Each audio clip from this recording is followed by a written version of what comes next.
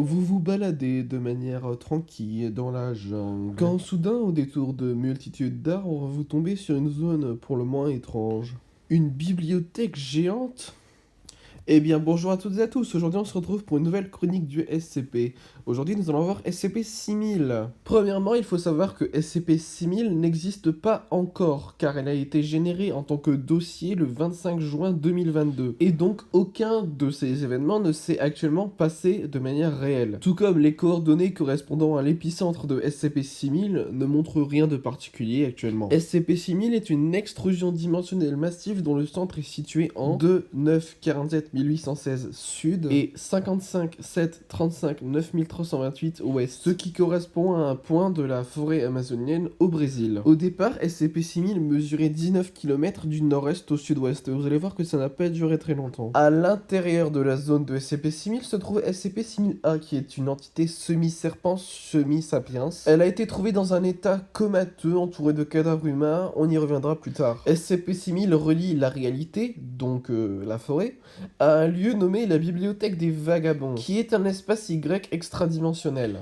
C'est constitué d'une bibliothèque massive dont la taille et les limites sont incertaines et qui contient une quantité potentiellement infinie de livres, de traités, d'essais, de médias ou de connaissances qui également ont pu aider l'humanité par le passé. La bibliothèque est gérée par les bibliothécaires, entités dont la forme et la taille varient mais qui sont généralement humanoïdes et spécialisées dans la protection et le service de la bibliothèque. Les individus qui enfreignent les règles de la bibliothèque sont passibles d'être transformés en bibliothécaires. Ce sort a été réservé à un certain nombre de personnels de la Fondation et de l'insurrection du chaos. La bibliothèque est étroitement liée à la main du serpent, qui est connu pour utiliser la bibliothèque comme point de ralliement et de transit pour ses opérations. Pour résumer vite fait, le groupe La Main du Serpent accepte l'existence et l'utilisation d'objets anormaux, et en particulier adopte les SCP humanoïdes et conscients. Ce groupe est parfois ennemi à la Fondation parce qu'ils ne veulent pas confiner les entités. SCP-6000 est apparu pour la première fois le 21 décembre 2030, le solstice d'été. La directrice du site 19, Tilda Leyland, possède une solide expérience de la Bibliothèque des Vagabonds et de La Main du Serpent. Elle affirme: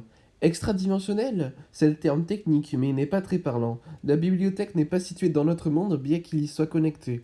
On y accède par les voies. Les voies sont un réseau de portails magiques qui vous emmènent d'un endroit à un autre. Elles sont éparpillées dans le monde entier. Une voie peut être n'importe quelle porte que vous pouvez imaginer, ou n'importe quoi qui ressemble à une porte. Une grotte, une arche, l'arrière d'un camion. Certaines sont juste des œuvres d'art. J'ai déjà utilisé l'image d'une porte pour rentrer dans la bibliothèque. À l'époque où je pouvais encore le faire. Ah oui, j'étais une habituée de la bibliothèque, mais c'était il y a longtemps, à l'époque où je travaillais avec d'autres groupes. Oui, je suppose que le terme le plus approprié est qui vient d'un autre monde. Il n'y a rien de comparable. L'architecture et les décorations elles ne sont pas vivantes, mais elles sont changeantes, toujours en mouvement. Quand je les fréquentais, l'endroit était à la mode, art déco. On pouvait lever les yeux et voir les constellations sur le faux plafond. Mais tout ça a pris fin quand j'ai rejoint la fondation. La bibliothèque ne nous aime pas, c'est le moins qu'on puisse dire. Surtout pas moi. Non, je n'ai pas envie d'en parler. Lors de la découverte de SCP-6000, la directrice Leyland, accompagnée de l'agent Mac Miller et de 2 autres agents, sont entrés dans la zone d'exclusion. Il s'avéra que la bibliothécaire s'est montrée agressive et a transformé en bibliothécaire les 2 autres agents. À la suite de cela, l'entité Serpent se réveilla et s'ensuivit un entretien avec la directrice Leyland du coup. Nous apprenons que déjà Leyland a trahi la bibliothèque en s'emparant d'ouvrages interdits et que le serpent, sous la métaphore d'une anomalie comme une petite fille qui enflamme les trucs, s'est fait recueillir par la bibliothèque, puis quelqu'un, on ne sait pas qui, mais l'a moulé à son image comme un serpent. Au fur et à mesure, la zone d'exclusion continue de s'étendre. La bibliothèque se retourne contre l'humanité en soi. Un total de 37 mesures de confinement proposées ont soit échoué, soit ont été refusées. Dans la deuxième interview entre Leyland et l'entité serpent, elle précise que les brûleurs de livres sont toujours avec eux lors de la fin du monde. Un tout petit peu plus tard, une équipe d'assaut de la coalition mondiale occulte entre dans la zone d'exclusion. Et en fait, il s'avère que c'est eux les brûleurs de livres, hein, parce qu'une voix qu'on ne connaît pas, cette voix est sûrement la même que l'entité serpent parle. Suite à la perte de l'excursion de la coalition mondiale occulte, SCP-6000 a manifesté une croissance rapide atteignant près de 3 km en l'espace de 2 heures.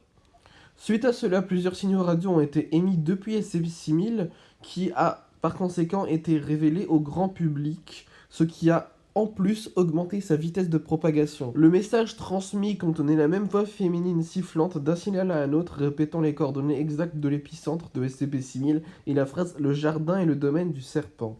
En plus de cela, l'agent Macmillan ne s'est pas présenté à plusieurs briefings et réunions. Les images des caméras de surveillance montrent qu'il a passé 1 heure la nuit précédente à fabriquer un cercle afin d'accomplir un rituel dont le but reste encore inconnu et de disparaître à 7h55 heure locale. Il a laissé une note dans ses quartiers dans une enveloppe scellée adressée à la directrice Leylan. Je cite « Désolé Tilly, j'avais l'habitude de passer des semaines dans les étagères de la bibliothèque, à feuilleter tout ce que je pouvais trouver. C'était un autre monde, dans le sens le plus littéral du terme. Je suis sûr que tu comprends ce sentiment. La différence est que tu ne pouvais pas y entrer. Tu as dû choisir entre la bibliothèque et la fondation. Quand je suis entré pour la première fois, c'était pour une simple mission. J'ai vécu quelque chose d'incroyable. Quelque chose qui allait bien au-delà de ce que je pensais être possible. Et j'ai trouvé terriblement dommage que nous contemplions quelque chose d'aussi magnifique, en nous préoccupant uniquement de la façon dont cela pourrait nous nuire. Je peux voir maintenant que ce n'est pas le cas.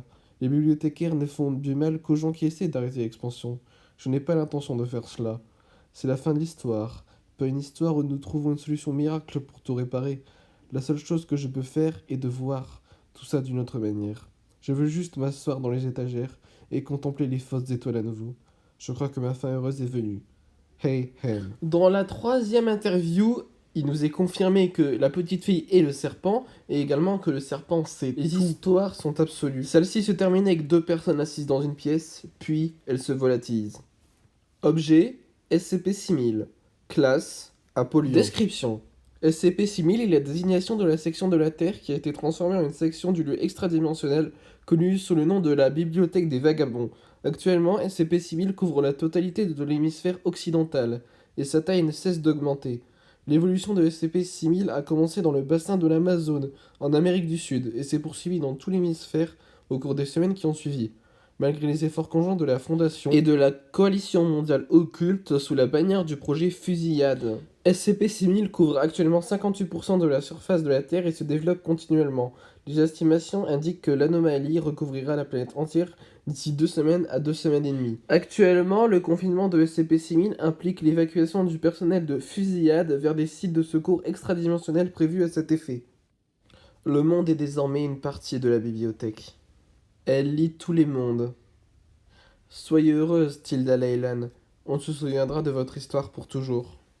Directrice, nous en avons déjà parlé, vous n'avez pas à choisir la fin de l'histoire. Mais c'est vous qui choisissez comment vous voulez la percevoir. Vous pouvez vous asseoir et pleurer la disparition des vieilles histoires avec lesquelles vous avez grandi.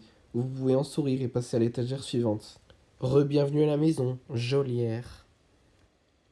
Je vous l'ai déjà dit, la bibliothèque marque la fin de votre histoire, mais ce n'est pas nécessairement un mal, parce que vous pouvez passer à l'histoire suivante. D'autres nous ont déjà rejoints, Adam, les autres, et même certains O5. La fin n'est pas la mort, Tilly. Tu t'es entêté à t'accrocher à cette idée pendant si longtemps. Il y aura de nouvelles histoires? Plus de monde? Avec la Fondation? À l'intérieur? Avec moi? Avec tout ce pourquoi nous nous sommes battus? Avec tout ce que nous avons fait? Il y en a déjà, d'ailleurs. Leylan attrapa un livre à la couverture grise et souple. Sur la première de couverture, on pouvait lire SCP-6000 en lettres décorées. C'est ma fin heureuse. Si vous voulez plus d'informations sur un autre SCP, n'hésitez pas à aller voir une autre chronique et à vous abonner pour de prochaines chroniques.